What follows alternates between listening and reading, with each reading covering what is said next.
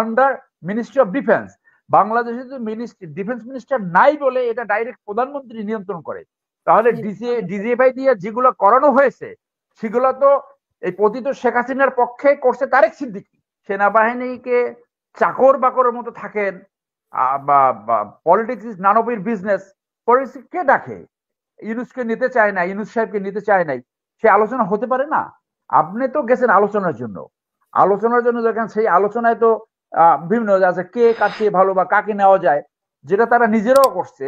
যখন সে নিজেই বলছে যে এই নামগুলো আসছিল, এই নামগুলো আসছে, এই নামগুলো আসছিল, তো সেইখানে আলোচনার স্বার্থে যদি একটা আলোচনা হয়, শুড ইউ ডিসক্লোজ দ্যাট? আপনি সেটা বলতে পারেন। সেই জন্য বলে যে ওই বাচ্চাদের প্রস্রাবে পাছার খাওয়া উচিত না। ইউনুস সরকার এই বাচ্চাদের প্রস্রাবে পাছার খাইলে পুরো সরকারই কিন্তু পাছার খাবে, মানে দে উইল স্লিপ অ্যাওয়ে। সেটাই হচ্ছে, যার জন্য ওই মেসেজটা হয় নাই।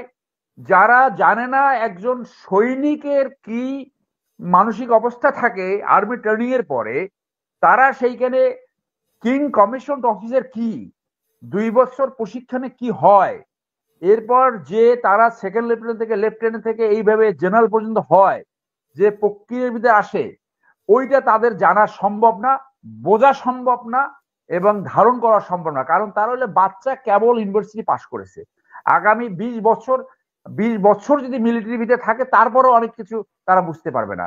যেমন অনেকে 20-30 বছর চাকরি করলে লয়ার হতে পারে না, ওই রকম সেনাবাহিনী সম্বন্ধে তার ভিতরে ইনার কালচার, এই এই এই যে তাদের ভিতরে যে দেশপ্রেম, সেইগুলো বোঝা সম্ভব না। যদিও যদিও আমাদের গত 15 বছরে কতিপয় অফিসার বাংলাদেশের সার্বভৌমত্বের জন্য হুমকি হয়ে দাঁড়িয়েছিল, তারা ইন্ডিয়ান পারপোজ সার্ভ করেছে, এবং জনগণ জানে এরা কারা। ডিজিএফআই কে আজকে নষ্ট করেছে কে? আজকে ডিজিএফআই এর ভিতরে যারা ছিল, যারা ডিজি ছিল, তার অনেকে অত্যন্ত প্রফেশনাল, অত্যন্ত অনেস্ট। নষ্ট করছে তো দুর্বৃত্ত, তো রাজনীতি। ডিজিএফআই তো একটা defence ministry, under the ministry of defence. এদেশের জনগণের বড় অংশ জানে না যে ডিজিএফআই সেনাবাহিনীর নিয়ন্ত্রণাধীন না, সেনাবাহিনীর সংগঠন নয়। সেনাবাহিনী অফিসার ওখানে চাকরি করে, 25% সিভিলিয়ান ওখানে চাকরি করে, কিন্তু DGFI NSI is not under army, this is under ministry of defence. বাংলাদেশে তো ডিফেন্স মিনিস্টার নাই বলে এটা ডাইরেক্ট প্রধানমন্ত্রী নিয়ন্ত্রণ করে। তাহলে ডিজিএফআই দিয়ে যেগুলো করানো হয়েছে সেগুলো তো এই পতিত শেখ হাসিনার পক্ষে করছে তারেক সিদ্দিকী, ব্লেম করতে হবে তাকে। এবং অনেক অফিসার না বুঝে, মনে করেন একটা অফিসারকে যদি ডিজিএফআই পোস্টিং দেয়, সে যদি চাকরি করতে চায়, তাতে অনেক সময় না বলার সুযোগ থাকে না।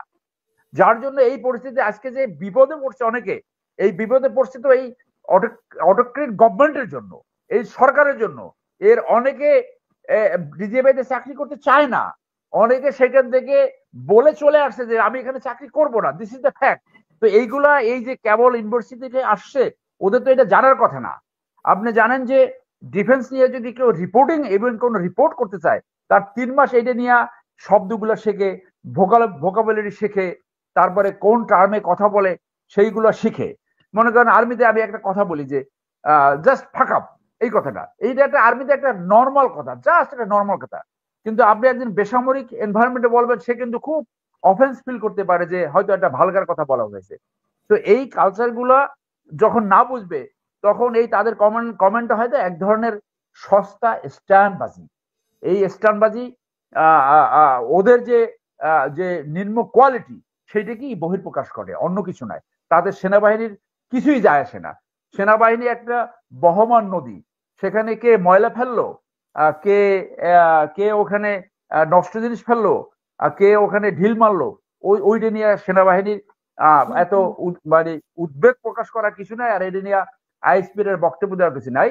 আমি যে কথাটা বলছিলাম যে ওই যে বলছে ক্যান্টনমেন্ট ঘুরিয়ে দেবে, how dare you talk like that?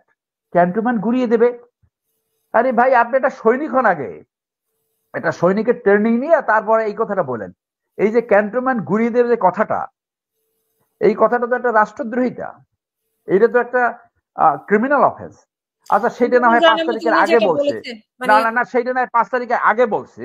তো আপনি সেনাবাহিনীতে সেনাবাহিনীতে সেনাবাহিনীকে চাকর বাকরের মতো থাকেন, বা politics is none of your business, politics কে ডাকে? This man does not know anything about army. How how how come he talks like that? এর আগেও বলছে। আপনি সেনাবাহিনী ট্রেনিং ব্রিটেনে কারা নেয়? ব্রিটেনের যে রাজ পরিবারের সদস্যরা তারা প্রত্যেকে মিলিটারি ট্রেনিং নেয়। বহুত রাজাবাসার ছেলেরা মিলিটারি ট্রেনিং নেয়। Charles de Gaulle, Napoleon the Bonaparte, Alexander the Great, even আমাদের মহানবী সাল্লাল্লাহু আলাইহি সাল্লাম, he was the general of the general.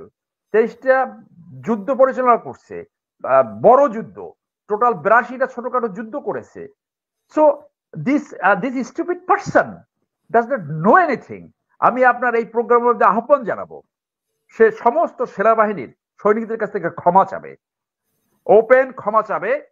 এবং ক্ষমা যদি না চায়, আমি আপনার এই প্রোগ্রামের মধ্যে আহ্বান জানাচ্ছি, রিটায়ার্ড সৈনিক এবং অফিসাররা যদি তাকে দেখে নেয়, তার উপর যদি অ্যাসল্ট করে এবং তাকে যদি এই প্রশ্ন জিজ্ঞাসা করে যে how dare you talk like that, তাহলে he will be responsible. He should withdraw his word. সেনাবাহিনীর অফিসাররা এবং জওয়ানরা চাকর না। চাকর আপনি পলিটিক্স করছেন, আপনি জনগণের চাকরানি করতে আসছেন।